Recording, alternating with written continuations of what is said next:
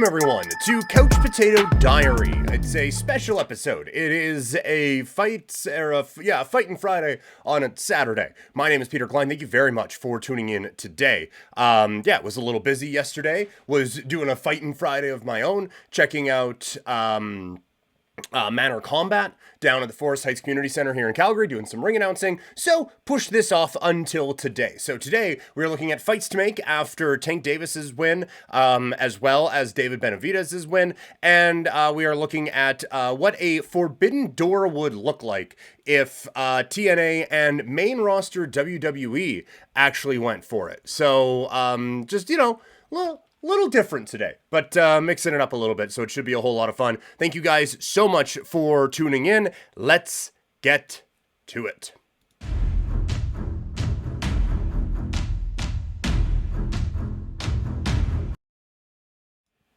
All right. We're getting real slow there for a sec.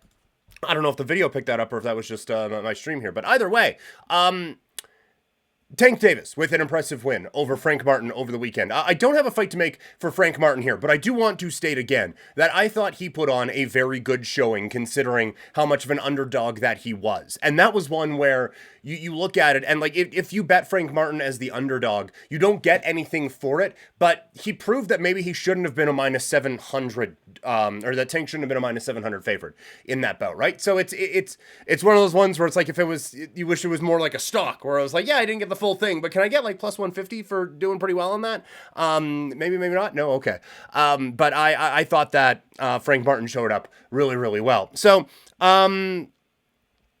Tank Davis. Initially, I had Tank against Shakur Stevenson, but I do think Tank against Lomachenko is an interesting fight to make. You can do Tank against Shakur at some other point. And also, Stevenson has not been overwhelming in his last few bouts. He's going to need a big performance. I think he fights again July 6th. He's going to need a big showing to kind of get back on that type of a level. And if he does, maybe we revisit this. But for now, Lomachenko is still out there. We don't know how much longer he is going to be out there. That is a big name fight that you can make for Tank. So I think you take advantage of an opportunity to still have two high-level fighters, still around the same weight, go in there and do the damn thing. So I would go Tank against Lomachenko. That would kind of be the way that I would go. Again, if Shakur comes out on, again, I believe it's July 6th. I'm not going to Google because I'm afraid my computer's going to explode.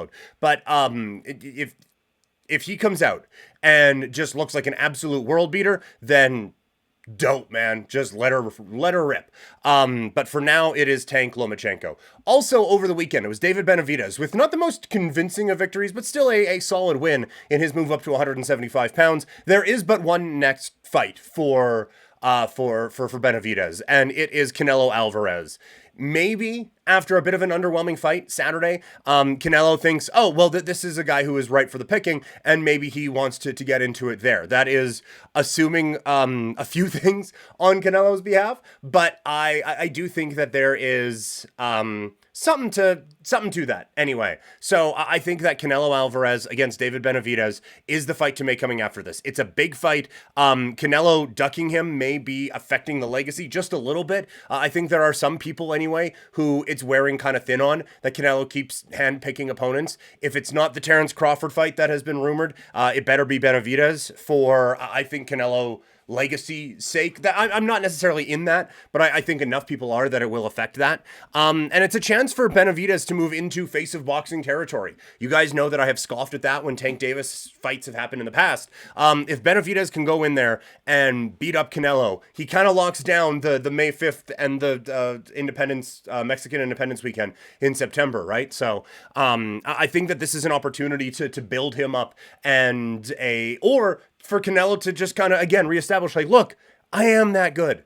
I am this dude. Quit fucking doing this. I'm the guy still. I think it'd be really interesting. If it's not the Canelo fight, I do think a Callum Smith fight is interesting. Keep making your way up at 175 pounds. I don't think he's ready for the kings of that weight class yet, but I do think that he is ready for a step up in competition here. A Callum Smith, keep building that up. You don't want to build the body up to the point where you can't do the Canelo fight effectively, because I don't think there's any way Canelo would want this fight at 175, but I think that a Callum Smith fight would be really interesting for Benavidez Benavidez going forward. So coming off of Saturday, those would be the fights that I would make. All right, let's get into now some wrestling talk, as TNA and NXT clearly have an agreement. But what if TNA's agreement was with the WWE main roster? This is what my WWE TNA Forbidden Door would look like. All right, so WWE, TNA, they have somewhat of a relationship, right? It's definitely all NXT right now, but what if it wasn't? What if it was WWE against TNA? Well, it's Forbidden Door season in New Japan, so why not? Let's see what happens with a TNA WWE Forbidden Door. Now, this was admittedly more challenging than I thought it was going to be. I kind of thought, like, I had initially put down, I'll go 8, because I think that the main card for Forbidden Door last year had 8 or 9. But overall they had like 14 matches on it. And so after I got to 8, I was like, well, there's a bunch of people still left off that I want to get on here. So we need to extend this. So it's at 12. So it'd be a long show. But here we go. First, right off the bat, Moose against Cody Rhodes, 2 champions. Cody still kind of has that, like, not indie whatever, but he hasn't been in WWE so long that it's like, oh my god, Cody against Josh Alexander, how could we? I don't have a whole lot of non-WWE dream matches for Cody because he was just non-WWE, but a couple of years ago. So, I think you just champion, Moose, Cody Rhodes. Cool. We're not really going champion here. We are going top female.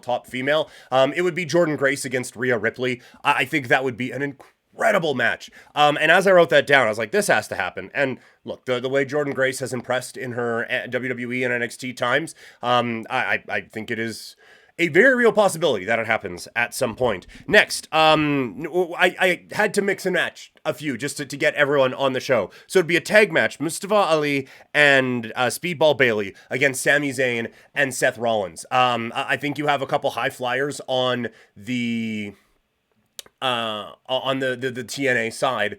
You could definitely go like a Rey Mysterio, Dragon Lee here, but I needed to get Sami Zayn and I needed to get Seth Rollins on this show. So I just put them there. That is kind of where they go. Next, it is their tag team champions in TNA, Brian Edwards and Eddie Edwards. Is it Brian Edwards? I don't know. What are they called? The System? I just, again, randomly thrown together team. Randy Orton and Jey Uso, just because I needed to put them on this show. But I mean, it would be fun. You could do some kind of a story with those guys, I'm sure. Then it's ABC, Ace Austin and Chris Bay. I have them against the New Day. I think that would be a blast.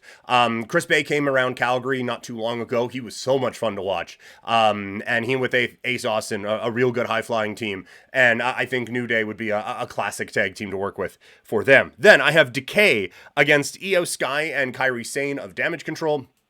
I think the Decay, and maybe this is from my time watching Impact a while ago, but I just wanted Decay on this card, and I wanted EO to be factored in, and so that this felt like a perfect match there. Next, this one just a randomly thrown together team, a couple big boys. Hammerstone and Raj Singh against Braun Strowman and Braun Breaker. We would have to have Big E on commentary in some way, shape, or form for the Big Meaty Men Smack and Meat challenge that we would be having, but that would absolutely be, I think, a really fun match in that style. And then we get to what I think would be so much fun. Joe Hendry against Drew McIntyre against Kevin Owens against Nick Nemeth, also known as Dolph Ziggler. So you get that tie-in. Joe Hendry and Drew, at the time Galloway, had some fun stuff when it was ICW. I think mixing in the comedy of Nick Nemeth and the ability to play that role with Kevin Owens, I think the build would be spectacular. And then the match itself, I think, would be a whole lot of fun as well. And then we would get Matt Hardy and PCO against whoever you want to pick from the Wyatt Six. That's just... you do it on the Hardy compound as... God, why am I blanking on what it was called? But you know what I'm talking about. The final deletion stuff. Do a cinematic type of a match with those ones. I think you would do that. Then, this match would be absolute, so much fun. I went with kind of like the faces of the franchise sort of a thing. And because it's TNA, I'm doing it King of the Mountain match, because why the fuck not? So representing TNA, there's 6 in it, in my version of it here.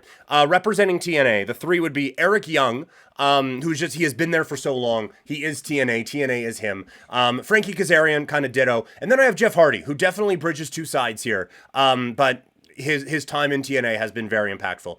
Against John Cena, Roman Reigns, and, of course, AJ Styles in this one as well. Obviously, it's not 3 versus 3. It's a full 6-man King of the Mountain style. But I just think, like, yeah, let's put the faces of the franchise in it. And because it's a 6-man, let's do it. Let's do King of the Mountain. Why not? And then the last one, a classic wrestling match. Give them like an hour Iron Man. It would be Josh Alexander against Gunther. So, like, you could try, like, there are a whole lot, there's a whole lot more talent, like a Jake something or a Crazy Steve on the TNA side, Street Profits. I mean, WWE is rich with talent right now. So there's a lot that you could work with, but those would be the ones that I would do. All right, bit of a quicker one today, but just wanted to get this stuff out there. So thank you guys so much for tuning in. I'll be back next week. Talk to y'all later. I'm out.